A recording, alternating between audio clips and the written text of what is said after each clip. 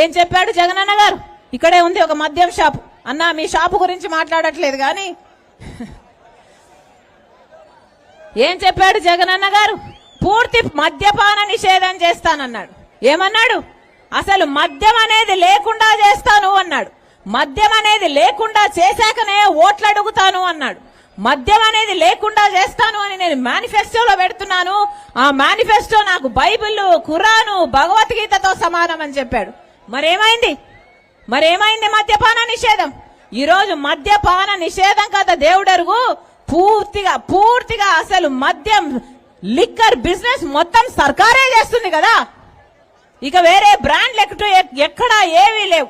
సర్కారు ఏది అమ్ముతే అదే తాగాలి, ఎంతకు అమ్ముతే అంతకే కొనాలి. క్యాష్ అంటే క్యాషే. స్టేట్ కు ట్యాక్సులు లేవు, సెంటర్ కి ఇచ్చే ట్యాక్సులు లేవు. ఈ రాష్ట్రంలో, మన రాష్ట్రంలో పక్క